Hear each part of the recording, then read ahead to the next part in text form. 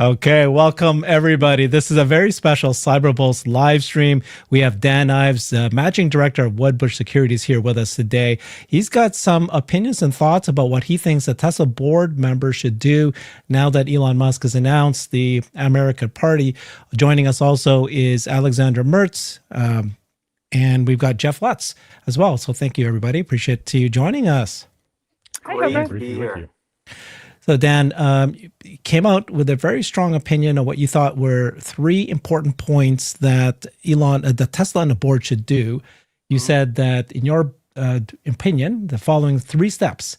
One is a new pay package, getting Elon Musk to 25% voting control. That will clear a path for the XAI merger. Then you said two, guardrails established for amount of time Musk spends at Tesla as part of a pay package. And three, oversight on political endeavors. Both number 2 and 3 caused a stir for Tesla retail investors. Didn't think that was correct. So why don't you just tell us what your thoughts are first and how you came up with these opinions? Look, first of all, it's great to see you. And I think Alexandra, I think that might be like her best outfit that I've seen. I mean, that is... Let's put her up here. Let's see. You know that this is the first time I put this on. It's for you. You realize? No, it's. I love it. It's epic. I mean, the only disappointment is Lutz is not wearing his white glasses. Yeah, what the hell, Lutz? Someone had to turn down the volume on the video on this I know. podcast so it could actually come through. Black on black. I don't think Herbert has enough colors broadcasting. Look at this. Okay, I wore this. Come Herbert, on, I did this. I feel like Herbert, it's funny, he's conservative, but it feels like he wants to get more aggressive, like from a clothing perspective. Yeah, no. You feel the frustration, right? You feel the I do too. I can feel it. All right. Yeah. Okay. Maybe. So, look, my issue is that, like, and obviously we hear from so many institutional investors, right? In terms of just like, especially over the last few weeks and over the last month, and my view is just there's an exhaustion from an institutional investor where you have the biggest period of growth and I think success ahead for Tesla now on the horizon, right between Optimus, autonomous, robotaxi with the AI future. And just at this time, I think it sparked such frustration over the weekend when you start going down this third party, America's party, I'm going to start this. Here it is, the political game that you got out of with Doge and Trump administration, it actually makes it worse. So I wanted to put this out to kind of lay out, I think, how many investors feel as a general framework. I'm not saying that it's right in terms of clock in, clock out from a time perspective for Musk and Tesla, but it's to give a framework for what I believe there needs to be some sort of oversight that investors feel like these sideshows or distractions do not get in the way of the biggest chapter of growth and the most important part of maybe the Tesla story in its history.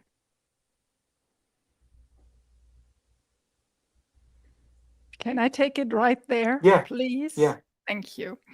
So first of all, I think Elon and the board will be very happy of those institutions that don't understand that and that are now tired leave, because the next proxy vote is going to be ambitious. And it's already late. The fact that they are late shows me that they're, struggling in getting this through. Dan, you know as much as I do that those topics around the compensation package, they are going today to the Vanguards, to the Fidelities, to the BlackRocks to pitch them, right? And to hear what is coming back. We still don't have that proxy. That proxy should have been on the table in April. We're now in July. And whatever they want to do, and I posted just in the last 24 hours, everything that Elon said between January and April about, next 5 years, 1,000% and all that. So all those are stuff that had been in discussion within Tesla. He's not throwing these numbers out publicly without having an intention there. So I think those are the milestones that they are considering putting into that 2025 compensation package, and we can discuss where the board stand, and we can discuss where we stand on 2018. But now I want to concentrate on 2025. And you want to shake the weak institutions and the weak retail out because they will vote against it. You want to make sure that you are today in a position where I will call it the true believers are there. The only thing is, I disagree that they'd vote against, because my view is like everyone understands that Musk is the key asset to get this done. So I don't think that necessarily investors, and Jeff and I have talked about it, that they'd vote against it. My whole point is like get him all in with the new proxy and the new, in terms of the 25% voting, because to me, that I believe that would clear the path for what would ultimately be an XAI merger, like in terms of that piece. But my whole thing is like, okay, if you do that, there needs to just be something that the board puts in, some sort of oversight committee in some way that this political, whatever, call it gamble, these things that continue to kind of crop up don't ruin or derail the story. I do think that it's very important. I think to ignore it, I mean, and Jeff, you could. You would like him to get out of politics? You would like him to just disengage now completely? I'm not saying he could do whatever he wants. My whole point is that to do things like start a third party that then ultimately creates more of a foe when it comes to Trump and the Republican, especially going into the midterms. How then all of a sudden does Duffy and the federal autonomous roadmap, they're not going to be skipping, and dancing to get things like that done.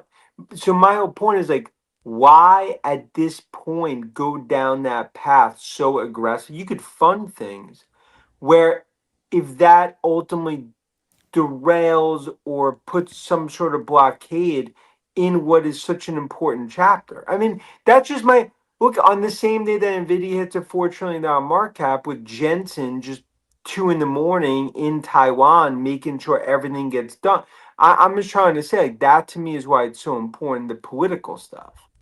Yeah, if I were to comment on it, I think what's happening is there's just these two reality distortion fields colliding. There's the Musk world, Elon himself, and folks that follow him that really understand how he thinks, and the people around him that understand how he works.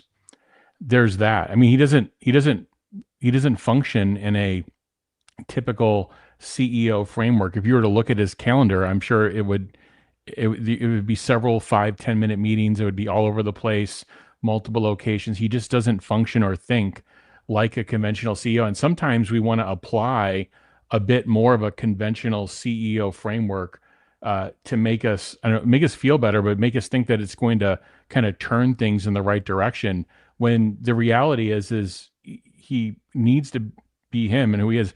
He needs a compensation package at the top. I think it was your first point, Dan, was spot on. That, and by the way, the Tesla community is definitely split on this because we say everything. We say he's mission driven. He doesn't need this, and then they're like, oh, he needs a compensation. Of course, he needs a compensation. He deserves a compensation package. He should be paid back to 2018, and he should be compensated for the next 7 to 10 years. So I think if we all agree that needs to happen. Now the mechanics of like, how does he execute on the next 7 to 10 year milestone? There's nobody else here that, in my opinion, my humble opinion, that would be qualified to tell him how to do that. And I think if we get point one done the right way, it will solve for that going forward. He is going to continue to be unconventional. He's going to continue to be completely different. But I think it's helpful to get the corporate framework right, like what's going on, by the way, with XAI and X, and then are they going to stay separate? And what's going on with this compensation? Let's get all this stuff cleaned up. It's been a messy couple of years. So that's kind of where I sit. And I have some other comments too about, I think, how Tesla gets misinterpreted. But I'll leave it up to Herbert, I guess. I want to hear his thoughts too. Oh no, Herbert? let's continue on. I mean, yeah, it's very clear to me. It's just very. Can I add something then, please? Yeah. I actually agree with your first phrase, which I think everybody agrees. We all want him to get to 25%. My view always has been, and Jeff and Herbert know that it will be with Class B shares, right? And that you've would be talked the easiest way to do about it. that. Yeah, and that would be the easiest way to do it. And we don't, it won't cost much, whatever. He will just get increased voting rights, and I think he deserves them. And in Texas, that's going to be relatively easy. Yes. So, and again, you have to convince the Vanguards and the Fidelities and the BlackRocks of this world, because that means they have less, right? That's just it. Everybody that has Class A shares is going to have less voting power than him who has Class B shares. So that could be part of why everything is currently stalling.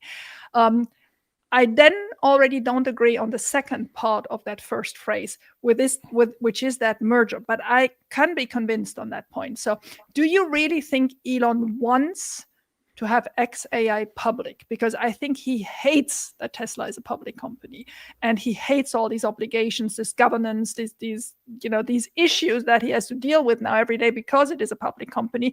Do you think it's not the last thing he wants to now bring XAI into the same rhythm? Oh no, I get your perspective, and I'm not saying he'd want it, but I just think the reality of what's happening between Meta, OpenAI, the amount of money in the private and public markets, I just see I see almost no way that this doesn't happen. I mean, my view is like you have to combine forces, because that ultimately would essentially take all that AI driven sort of ecosystem under one hood. I don't see, and he'd have control. I mean, he'd have significant control, but given what else is happening in the market with OpenAI, with Nvidia, with Microsoft, with Alphabet, with Anthropic, I just think this is the path. And then the board, to Jeff's point, the board has to create the framework. And Alexandra, you've done so much work, and you probably know this better than anyone, but like,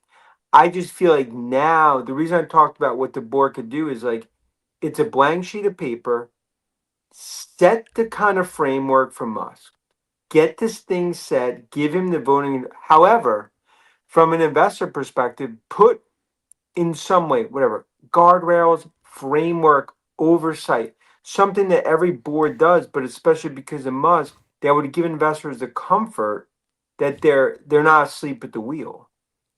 Dan, why do we need to do that? Because why would the board? No. So you give them your pay package. The pay package sets out clear milestones, not only in market cap but also revenue and earnings, milestone financial metrics. We've seen Elon perform. He did it within 4 years instead of a 10-year in the last 2018 pay package. He's shown us over and over again that he is the man to be able to accomplish things beyond our expectation. Robotaxi is real. It's alive. Robot is alive. It's happening. Why do you need to put guardrails? And tell me exactly what these guardrails will be. Yeah. And oversight. You don't need that for a person like Elon. And Herbert, I agree with everything you said. When you bring politics into it, everything changes. Now, you could think it doesn't, but it does. The reason the stock's massively underperformed is because of that. Because I believe is that the perception and the risk. Remember, we're not talking about the brand issues with Dude, and we've talked about that in terms of what was created from Trump administration. But when you keep going down this route, I kind of view it's a lose-lose situation. Now, look, as a CEO, you could fund whoever you want from a political perspective.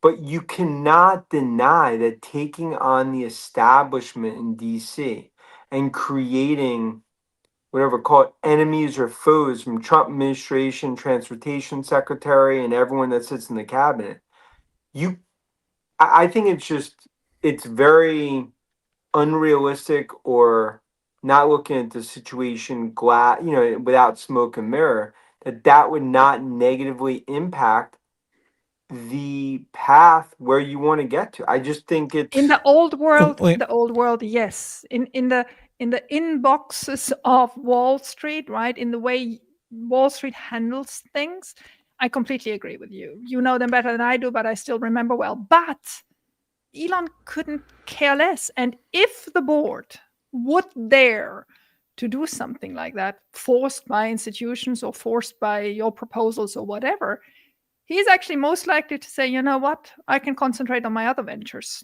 Do it yourself, Tesla. I don't want to be in a situation where I have guardrails. But Can is you there- maybe but explain that Alexandra- further, Dan? What do you mean exactly by guardrails, and what do you mean by oversight? I mean, if something interferes as a CEO of a public company and with the vision of the company politically, no different than there's an audit committee. I'm saying it's no different than there's like a compensation committee. Given just how heavily he's got involved in politics, to say that there's no oversight relative to the rest of the company, I think would be disingenuous. I think the board just cannot sit here, watch this situation, and act like it's not impacting things, because it is going to impact things, especially when it comes to the regulatory environment. And when you talk about federal and from a framework perspective, and when I say oversight, it's like, this is not a Big Brother's watching, Alexandra. You know, it's like, I don't view this as like board everyday meet with I'm just saying to have some framework where investors feel like there's a pilot on the plane and it's not Ted Stryker in the boardroom. Can you hear me out on my theory that I think actually him going more actively into politics, independent of both parties, will actually protect Tesla? Let me Sure. explain. So on the last 4 years under Biden were cumbersome, right? Yeah. And you could have railed in Elon as much as you want. It didn't change because the Democrats had made up their mind on Elon. So it wasn't as if Elon could suddenly dance naked and he would get into favor of the Democrats again. There was just no way. And then under Trump, I think the stock took a lot up to 480 because people thought, okay, that's it. He has got the red carpet rolled out. Whatever he wants, he will get from the Trump administration. That obviously is over now. I mean, I don't think that this food is really completely realistic. I think there is some understanding between the two men, but we can only speculate.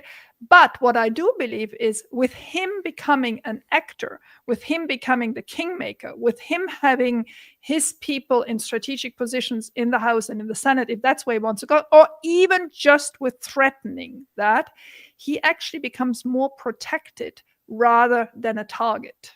I think it actually makes him more valuable, and I don't think they will dare as much as if he's just passively sitting in Austin doing his job. Because you're saying it gives him more Leverage. political leverage, clout, and then eventually they court him as you get close to and then it's a quasi third party that somehow could side with, let's say, Republicans or whatever. Exactly. Because, No, I mean, I have that a lot in Europe. I know, obviously, Yep. other configurations. And in Europe, the little parties are often the richest and the most influential because they are the kingmakers. They are the percentages that are needed for certain legislations to pass. They are the ones that actually set the topics. And I think what's important to him is this setting the topics, not putting under the carpet certain topics they don't want to address, but making sure they get addressed, term limits, whatever, so many things. And I don't think you can stop him. I think he is convinced that that is necessary for the betterment of the United States. He is as patriotic as you can be. Mm-hmm. And I don't think you can tell the board, okay, you can let him do a little bit of that, but not too much. I mean, how would you quantify it actually to put guardrails? I don't see how they could do that. I think the only way to do this is in a positive manner. Give him the most ambitious goals. You tell us in 5 years it's 10xing, do it now. Show us. That's how you get him to work, Because you're saying that by doing that, without the other stuff, by definition, it singularly focuses him in a way that these things take care of itself. Yeah, because he'll have to work his butt off. I mean, 10x Tesla from today. Go ahead, do it. That was my point too. I mean, he is working his butt off. That was my point originally too. But the first item with the right milestones and the right incentives, I think solves for everything else. And then again, we just have to understand he's not going to turn into the CEO of GE or Boeing, or he's going to be Elon. He's going to do what he does. But I think having those milestones is important. I think he operates at full intensity without the milestones. I think Tesla investors have to be, they have to have a critical eye too of and we all do on this panel as well, just what's happening out there. What is going on with the bot program? What's going on with the departures? Like, I just understand what is happening. What happened when Elon was away? Almost singularly focused, and what's happening now that he's back. And what does it mean for the near term future and longer term future of the business? This isn't all roses. I would think if Elon looked back on the last year, I would think he would be able to criticize himself on several mistakes and things he thought would have Sure, like had worked. everyone. And right, but I mean, this was a big undertaking that he went after. Of like, I'm going to go in and with Doge and everything. So I think Jeff, he's more. Jeff, I think he's just more humbled about it, Dan, in round 2 as well. I think he's going to be a little bit more focused and a little bit more like he learned a lot over last year. But Jeff, I would say like it's no different than Trump himself. Like once you go into the Beltway and you actually go into the swamp in the 202 area code, you realize you had a view. When you're inside, it's a much different view, right? So I think a lot of that kind of takes on a life of its own. Mm-hmm. And he did it. He gave us 6 months of his time to work more or less full time for the government and try to sort it out. So he has a very singular perspective that nobody of us has, where he was sitting next to the most important man in the world, sleeping in the White House, working in the White House, having access to all administration, seeing the disaster it is, seeing the enormous spending that is going, nowhere and nobody has even a clue about, understanding how these Congress people work. I mean, they all want to bring the most money home into their district and home to themselves. So, once you see that and you understand, how bright the guy is and how solution driven it is, how much frustration this must have built up. But guys, actually, Alexandra, like, how do you balance it with Musk, where you make sure that you don't win the battle but lose the war? Like what I'm saying is like he focuses on the political, tries to fight the system. He has some wins, but what I mean by losing the war is that then all of a sudden everything from a tech perspective, where so many of these other companies, Nvidia, OpenAI, Microsoft. That's it. That's why you need those milestones. That's why I want this compensation package out and be as ambitious. I don't want guardrails. I want these milestones as defined as possible, not just out there, in 5 years, but like the last time, 12 steps with very clear numbers, with very clear goals. Some of them attainable in 6 months if you perform some of them, so that there is real pressure for it, and and even maybe extra bonus if it goes quicker or whatever. I mean, they've done it now. This is the third compensation package they're going after. It's obviously a little bit crazy because we're in a situation where Tonetta is not decided yet, right? It could be decided by the end of the year in the Delaware court, where the board has not been remunerated since 2020. Our board members, and we're all screaming at them, but they have been that 0 stock options since 2020. For 5 years, this board has worked for nothing. And when we see people cashing out, it's old options from 2016, 2017, 2018. Herbert and me did a whole show of it, analyzing where they're all from. So this is the only board. This is the only board of all S&P 500s who has not been remunerated for 5 years. So we have a board that's not remunerated. We have a CEO that's not remunerated. And we want to, and I mean, I think they're performing well. Would I like things to happen quicker? Of course. Would I like them, to have less challenges to get over? Of course. I mean, I'm not, completely fangirlish and saying everything is perfect. It's not. But go. Yeah. No. But with the right. I just want to ask you, do you worry? So does it ever worry you that the political taking on the establishment and the negatives and how it could backfire and just the reality of DC? Do you fear that in any way could derail some of what I believe is going to be a golden age for Tesla? I mean, does that No. worry you or no? No, in terms of Elon's attention span or Elon making the right decisions. No, I don't mean the Understand intention that span. there's I'm a saying great in terms of just the taking on the no, but I established. tell you, Yeah. what worries me is his personal safety. That really does worry me. I think he has at the moment a very low acceptance approval ratings.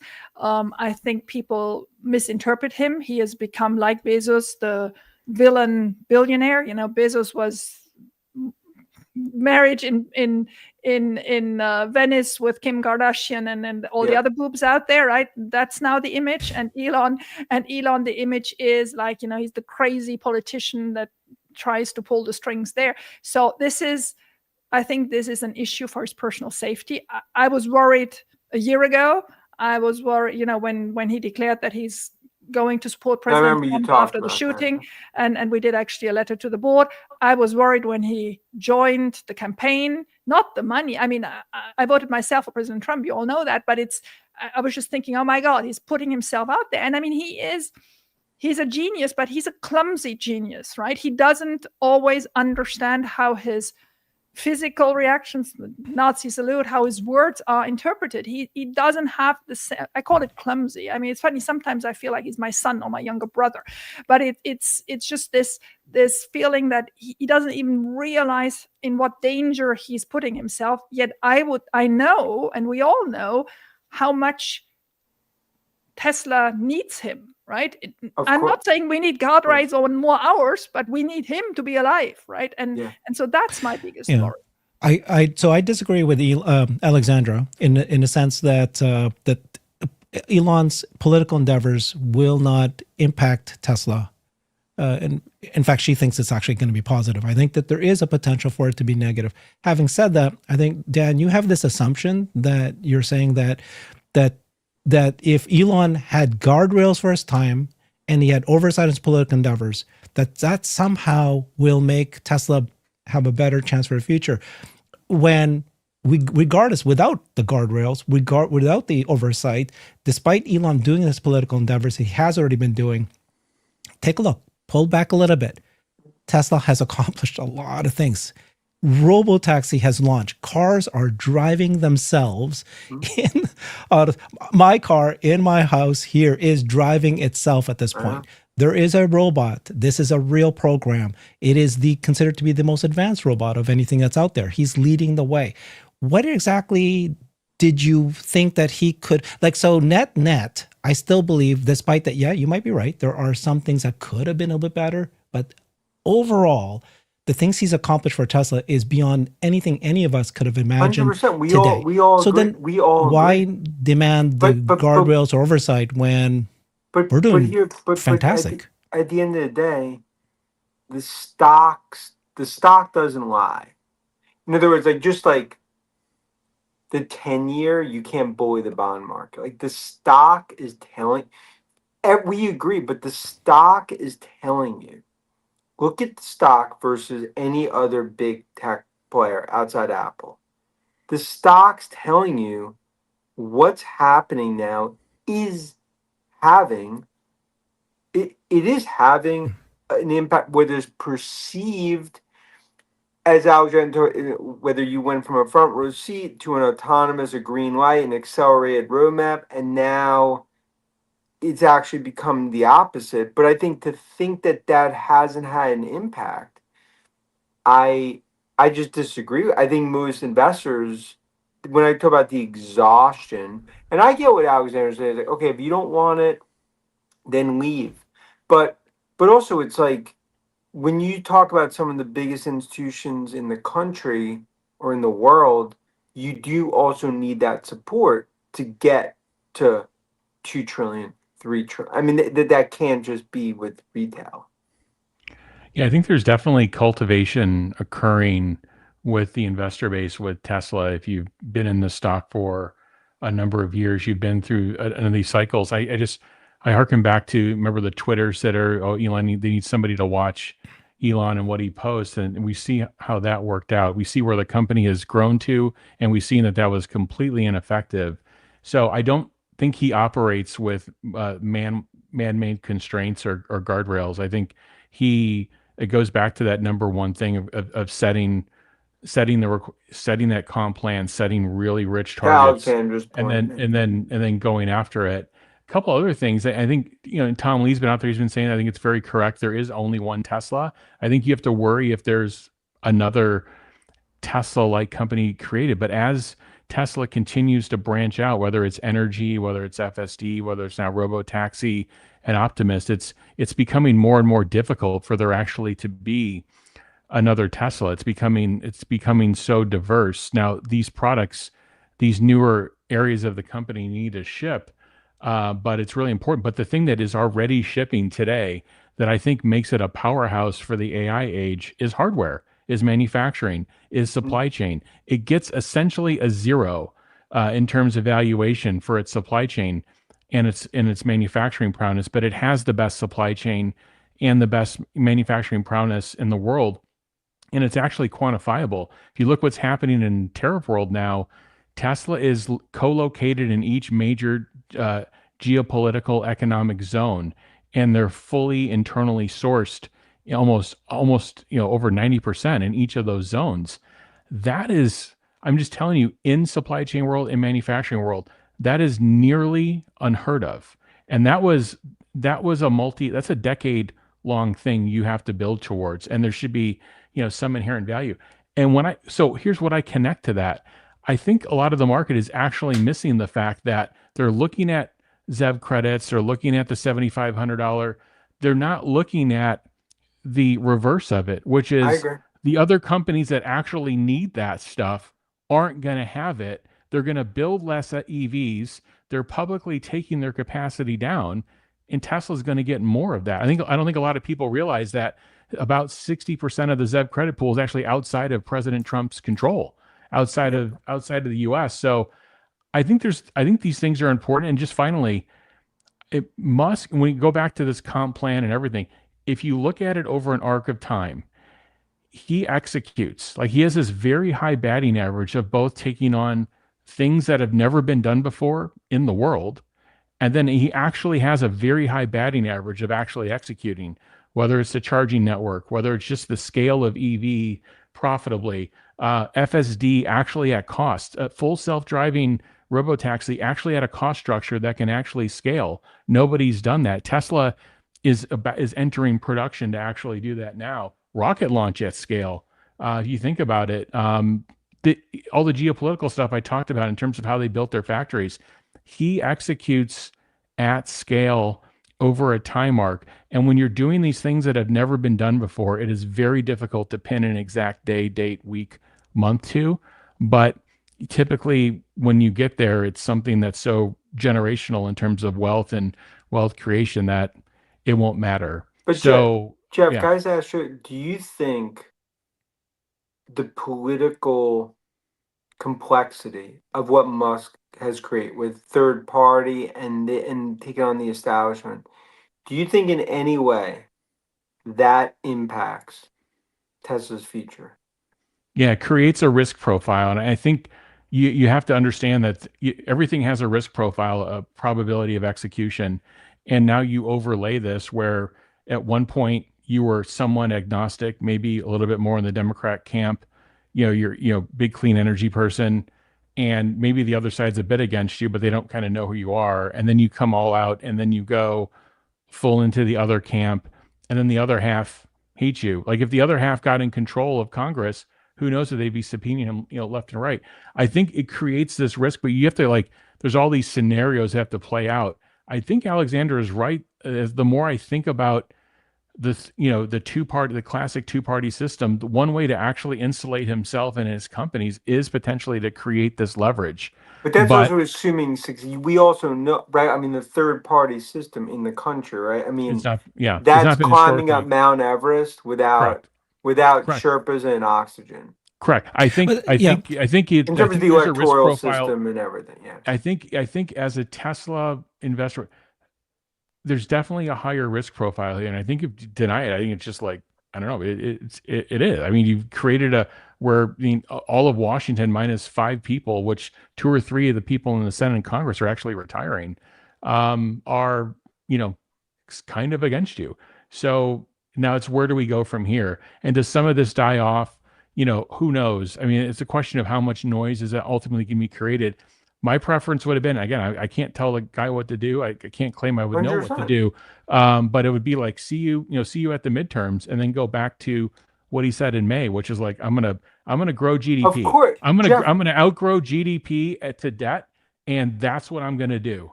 And to me, that is like I have confidence that he can actually do that.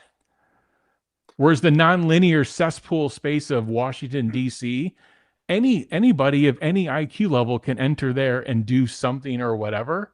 And I just think that the probability of success is a lot more wavering Well, versus because also people come in all thinking they could do it, and then they leave 5 years later or 6 years later being like, oh my, that was the worst Yeah. decision ever. So there's a real risk there. Yeah.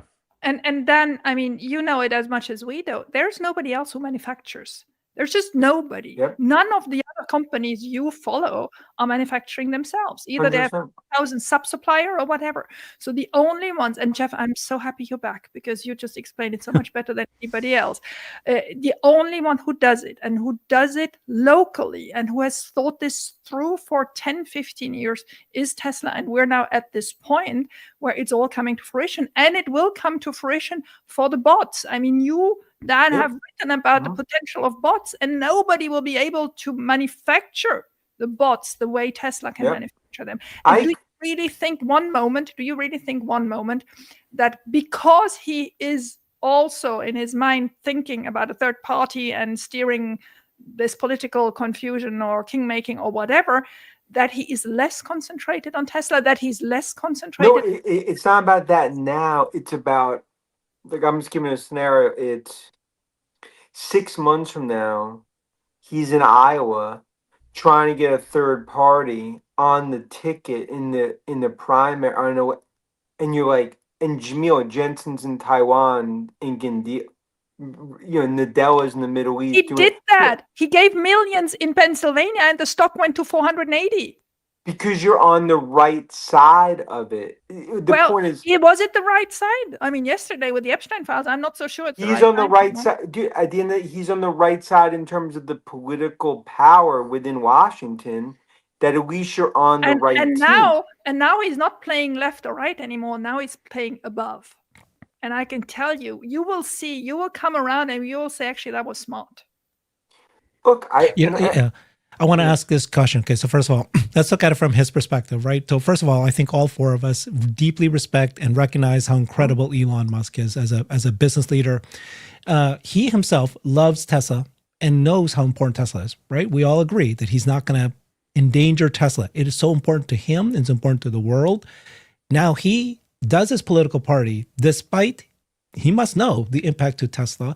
He must know that, in fact, not only the impact to Tesla, but the impact to his own pay package. How does he get the voters to vote him to approve a pay package if it is imminent for him to get the 25% voting control, which is so critical, him to get paid for the previous one and the future one? He puts all of that at risk for this political party. So either A, he's just doesn't give a crap. I'm going to do the political party. I think it's more important than anything else. Damn everything else, including my own pay. Or I think I see a path here to still win. Maybe this is the only way for Tesla to win. Maybe this is the only way for me to get my pay package. Alexandra's talking about the king making. I don't know. I'm still not at the point that Alexandra thinks that the third party is actually a good thing. No, I will need to watch for that. I understand her logic is like, then you're not just sitting there in Austin. Right. You actually have political gravitas that changes the conversation. And he needs to protect himself. Did you hear those Democrats in the midst when he was for Trump saying the second we are back, we'll impeach you. We will go after you. Not impeach. He needed to get out. Not impeach. They're going to put him in jail. Exactly. He needs to get out of that level. He needs to get above it. Now, one thing I want to commend you for, Dan, is despite what you wrote yesterday, and you know that I wasn't agreeing with much, you left the outperform and you left a $500 price target. Why? And I appreciate you did, but why? Explain that to us. Because to me, I'm more bullish on Tesla today than I probably was 6 months ago. It's my view, like we're getting closer and closer to autonomous, to robotic, to humanoid. That doesn't change my view of where the stock is heading. That's why I didn't change target. But if this was Intel, I could care less. In other words, like there's no growth. What is it? Why you even have the effort? It's because I care so much and I believe so much in the Tesla story. Why I wanted to talk about this and address it, but it doesn't in any way change my bullish long-term $2 trillion view.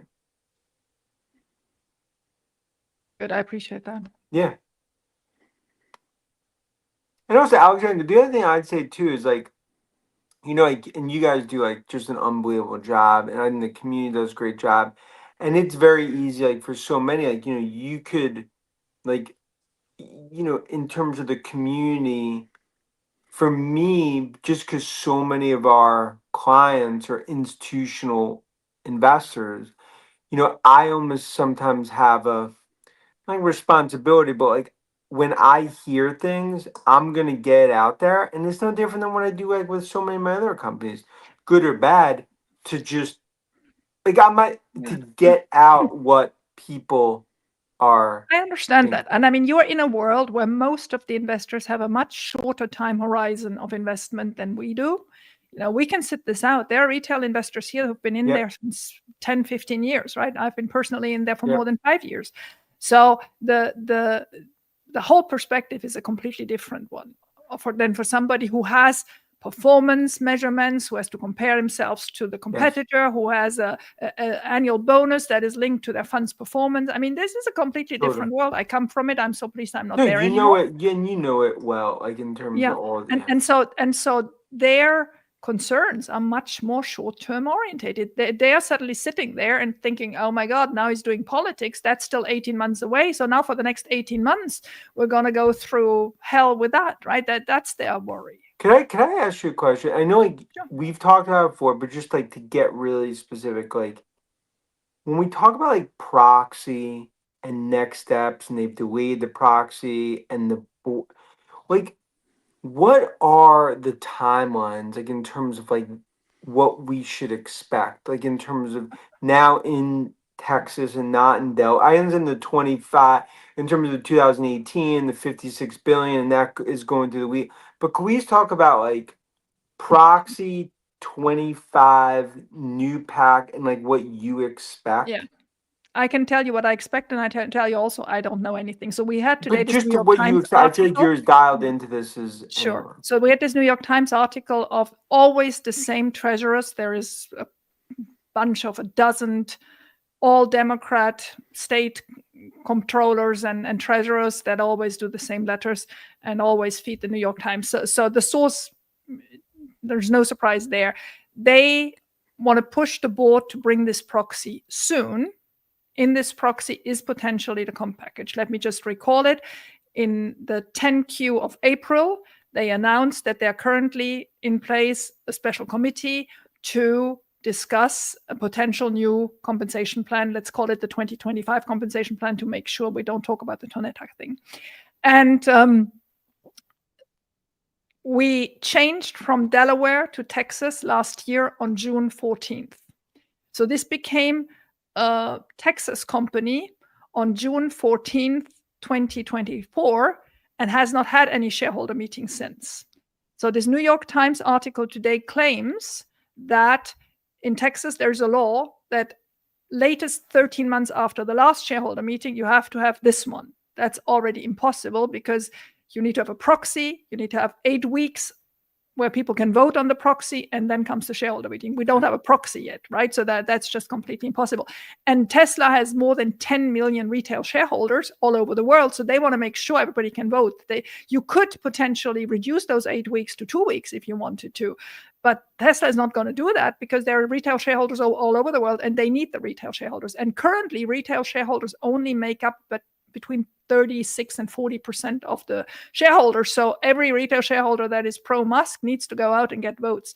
So all that to say is there's pressure on the board because they should have filed that proxy in April, exactly a year after last year's. They escaped that by saying, we have got this special committee in place. That special committee gives you usually with the SEC a period that you can extend where you say, no, we're still in special committee. Is there we a can't special? publish Is it yet." there a timeline with that? Where how long they can Not that I extend? knew. The only one I learned about today was this Texas law that it has to be 13 months after the last one. But don't forget that the last one wasn't under Texas.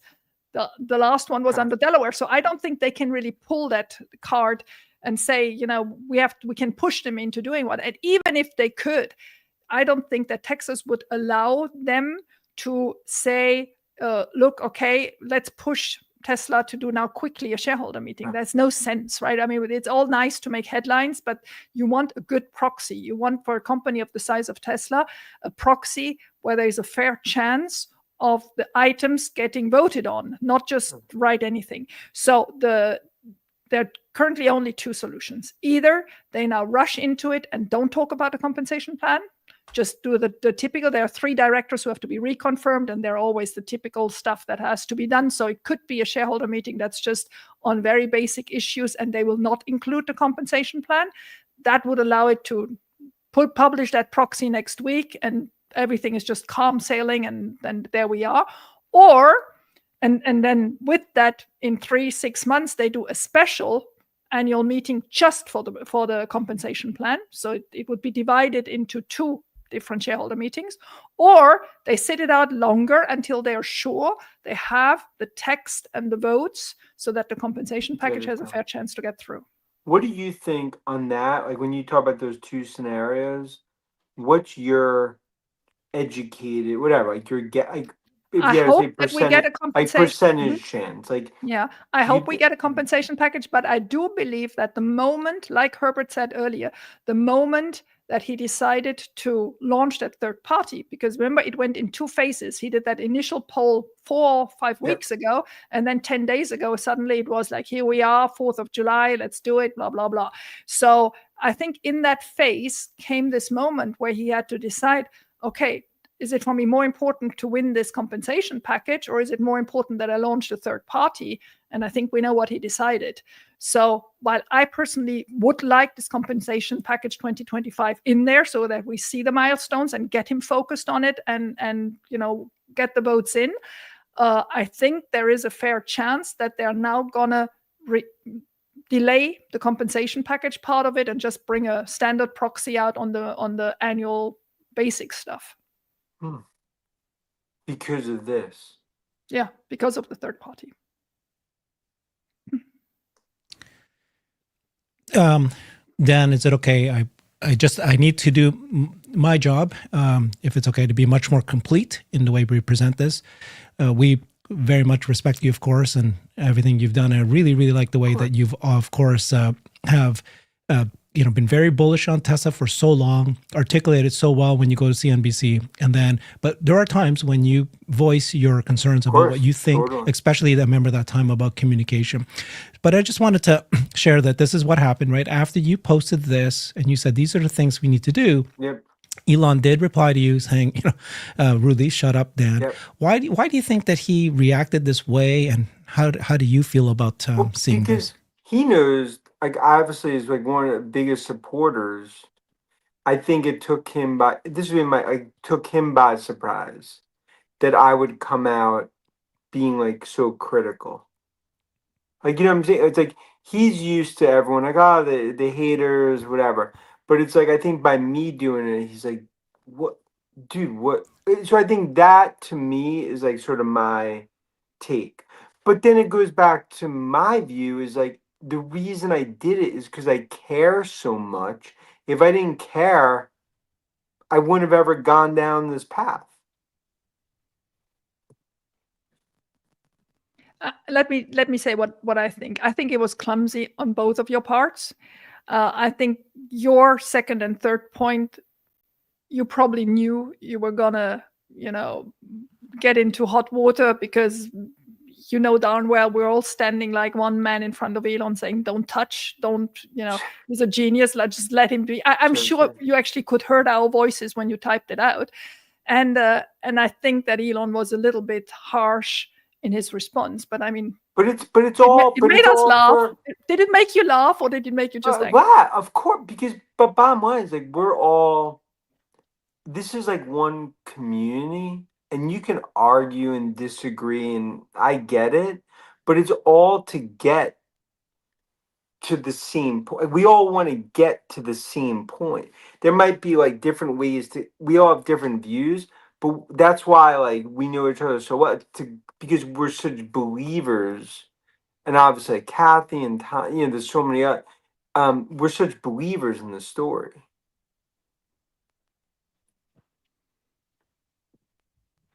Yeah, I think that he reacted so strongly because this is, anybody who tells him to guardrails, oversight, Sure. that's like, dude, I'm cooking here. But Leave me also, alone. That's the stupidest thing to say. And But also some as of a us in public retail felt the company- same way. But also, as a public company, like if you're a private company, I agree. But as a public company, it's a fiduciary. There are certain things that come with the territory too. There you go. That's my argument why I don't think XAI will join Tesla. But I understand what you're saying. But I believe if you give him the voting control, and he actually even has more, like even if it's like a separate unit, and he actually has even more control than even that. I just think at this point, like combining forces makes it that much more. I mean, I would argue like on day one, you can rival any other company out there, OpenAI or anyone else, if you had this all under one roof. I think that debate could be a whole other show. I think you can do a list of reasons why on one side. But I didn't say what I mean, Alexandra's saying. they're using. I mean, they're using Tesla megapacks and power and engineers to run these sites, and you just want this weird relationship of XAI selling Grok, for back in the Tesla for the bot and for the you just how's that all going to work? So, I mean, I think there's be a list of reasons on either side why to keep them separate or why to merge them. But if it gets Elon to the 25% faster, by the way, too, if you're a Tesla employee, maybe that would help in terms of just movement again on the stock. Besides executing on what Tesla has to do themselves, it's been stagnant for 4 years. So I think there was always this sensitivity on the XAI side about wanting to not be part of a big company, but now Elon's got to think of all of it and all the different companies separately and together. So interesting conversation. Could be its own show. It's great. Look, and this is great. And look, and it was great. It's also great because obviously I have such strong respect for all of you. You know that. So I want to hear your feedback on everything. It's great for me too. Yeah. Thank you. I think people should just remember, you're bullish. You have a $515 price target. Yeah. I think we all have different opinions for, which way the road turns and how it turns. I think you're just going to get strong feedback in terms of, trying to put, Elon, he does not operate in a box. And the question is, how do we get the carrot out, and how do we just, not that he needs that necessarily a new carrot, but I think it's long overdue, quite frankly, and it's abnormal to not have a compensation package. And on a lighter note, on a total side note, so Alexander, let's just talk about your fashion for like 1 minute. So Sure. I actually think I like that you're going a little more like, obviously it's a little more like 80 like colors You and mean stuff. I go towards you? Colorful. That's what you're trying because to like say. because when you go like the traditional and that's very like, and that's like also your style. But This I is think crazy. this I like that it's like it's a new route. I personally love it. Thank you so much. Thank you so much. I love it. Thank you. It's Now, but- Ong level. And the question is, Herbert, does he ever what This do is you think? Like, is This he is it. ever? That's as far as I'll go. I'm This trying. Is I'm trying. There's it. It's not a much. lost cause. But Herbert, can I ask you a question? Just serious. Yeah. So let's say like it's 18 months, 2 years. We're at an Optimus event. Like I'm just kidding. Yeah. You're saying like no, just I'm just. What am I gonna you're wear saying- when we're no, partying? Yeah. Yeah, you have. That's the one thing. Like as when we get to that. Okay. Yeah. Let's do it. Okay. I'll wear something really cool. And Jeff a better lamp and the white glasses, and we're good. And the white and then the thing is, it's weird when he like. I think the white glasses. It's Put it like on, Jeff. Professor. I love the white. Like when Lutz, I view him with the white glasses. I have them. I just again trying to keep the broadcast in balance. There's a lot But of I the feel like by volumes you the not volume's doing really it, high in the corners. did you feel like, oh, you put on the white glasses, like, oh, now I've conformed. So you don't do it intentionally. But you see, Jeff, Elon should conform and you should conform less. There you go. You get Yeah, it? Dan's trying to put me in a I box agree, again. 100%. So now are these guardrails for my glasses? To be honest with you, they might be some guardrails for your glasses. Dan, the guardrails, Ives. No, just kidding. Thank you so much, Dan. I appreciate it. I mean, Yeah, you this are is the so number great. one bull for Tesla still, with the 500 is like number 1 or 2 usually. You have your ETF, and Tesla is one of the top Yeah, 30 top, yeah. AIs in there. Thank you very much. Appreciate that. See ya. Thanks all. Thanks Dan. See everyone. you soon. Bye-bye. Bye-bye, ya. Dan.